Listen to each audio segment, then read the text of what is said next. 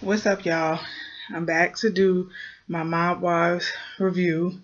Sorry it's a little late. I had mommy stuff to do, but I'm doing the vlog late also because I didn't really get to watch all of it. Like it was a lot of chaos going on, but I'll just talk about what I did catch. All right, so in the beginning, um, I know Drita.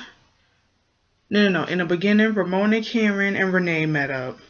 And they were talking about the issue that happened between Carla and Renee, which I'm like, oh my God, here we go.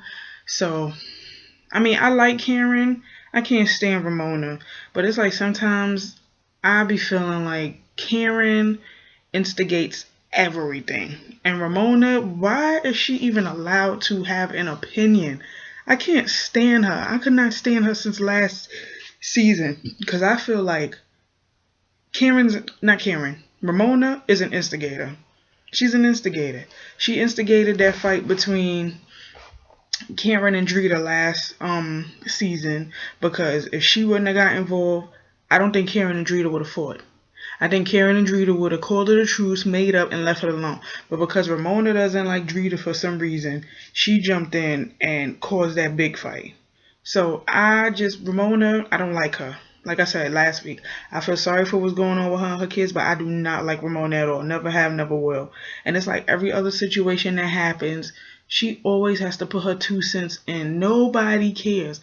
Like she says something about what is she gonna do with you with the butter knife? Is she gonna butter you? Bitch, shut up. Just shut up. Shut up, cause you're not hard, and you know you're not.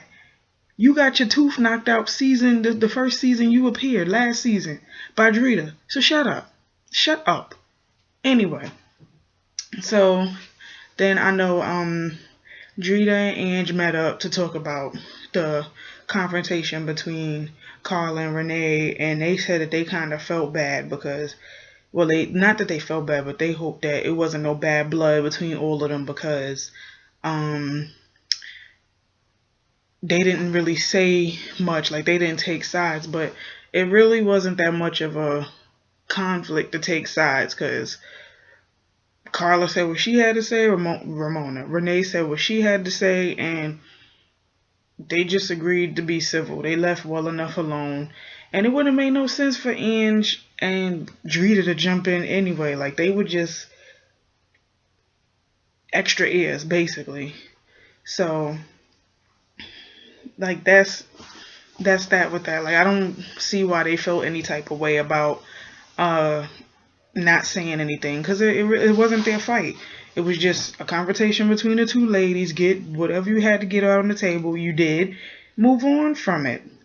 So I know one scene was with Carla's poolside with her kids, and she was asking them about their dad, and and she's bringing up that she's worried about the girlfriend, and she's bringing up like how big his house is, and I mean I get that you wanna check out anybody who's like entertaining your kids or whoever's being around your kids, but Carla sounded a little bit jealous, and I would think she is for the simple fact that I think last season that Joe came home?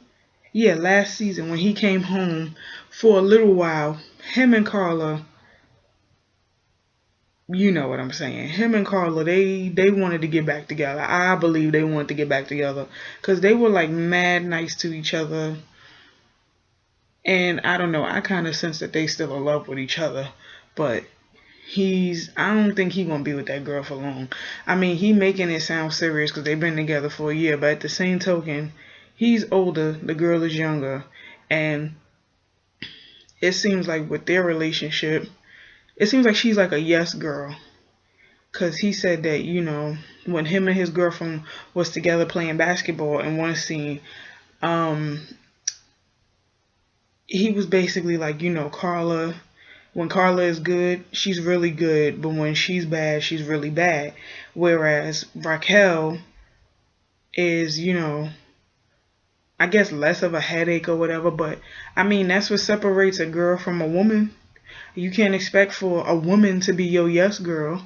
Especially if that's your wife. Why would you want somebody like that to be like super duper submissive to you? I mean, I get what you're saying, but if y'all are together, it's supposed to be a team. It's not supposed to be, you know, oh, I'm gonna go do this, do this, do this. You know, you can't have a problem with it. And she's just like, yes, honey, yes, honey, yes, honey. No, that's a yes girl. And if that's the kind of girl that he likes, then whatever. But I just didn't like when old girl was like, well, Carla, I hope Carla doesn't have a problem with me because, when we're together as a when we're together and it's me, Joe, and the kids, it's like we're one big happy family. Skirt. Know your role. You are the girlfriend. You're not the wife. You're not the mama. You are the girlfriend. Until he puts that ring on your finger, technically you're just the girlfriend. Period. Sorry, but status matters at this point. He's still married to Carla. Probably gonna take forever to divorce her. You're just the girlfriend. Know your role. You ain't they mama. Anyway, so at some point, Big Ange mentions that she wants to do this whole Botox party and she wants everybody to come, and she's so worried about, well, not really worried, but she's hoping that everybody could be cordial. But in the meantime, Drita's running around looking for a place to do her makeup, and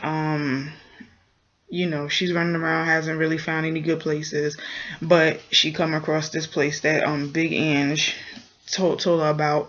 Drita calls the number. She finds out that the rent is $9.50 per month. So I guess she set up a meeting or whatever with the person who owns it, and that works out. So she could do her cosmetics, because she said that when Lee went away, she couldn't really do her. She stopped doing her freelance cosmetics, and she had $1 million clientele, but she stopped doing it because with all the drama with Lee made her sick. Okay, whatever. But I mean, it's good that she's like reviving her dream. That's good. Also, it was a scene where Renee and Karen went to go look at houses because Renee and her son, they said that they wanted to move. They had come to the conclusion that they wanted to move, which they should have done that from the jump. I think ever since Junior did what he did last season, they should have been moved. Like, as soon as that person vandalized her house, she should have moved. So, she's looking at houses. That first house she looked at was real nice, but I can understand her paranoia. But also, you can't live in fear like that. Because that's what the person wants you to do. They want you to be scared. They want you to feel like, they always watching you. They want you to be, scared for your life. And you can't live like that. So, they looking for places, and Karen is telling her, you gotta like think rationally. Like, you scared of basements, you scared of garages, you scared of all of this. Like, if somebody really wanted to get you, they will get you. Apparently nobody really wants to get you that bad because you still alive and kicking, right? So we go to I know Drita spoke to her daughters about their father possibly coming home in 6 months, and the oldest is like, okay, we'll go see daddy, because she said she'll take them to go visit their father so they could get to know him a little bit before he comes home. Now, I get it. The oldest probably knows more about her father than the youngest does. And, Aaliyah is basically like, okay, we can, go. But Giselle was not having it. Giselle was like, she was just like real quiet with the whole situation. But I guess because, Drita talked her into it, she said she would go. And I mean, that's nice. That's a good thing. I mean, sometimes I personally, from like personal experience, I don't think it's a good idea to take kids her age. Like, if you're younger than 10, I don't think you should visit a parent in jail, honestly, because that does things to kids. It really does. It does things to kids. Like, that stays in their mind for a while, and that's not a pretty scene. So when they're old enough to deal with it, that's when you should go. But when they're like her age, they shouldn't go. But to each his own, and I hope it works out. So now we go to the Botox party. And at the Botox party, Big Ange is there getting her Botox. Love is there getting her Botox. Karen, Ramona, everybody's there. Renee didn't get there yet, but when she finally did get there, you know, she was watching them get their Botox, and then I guess she was going to get hers as well.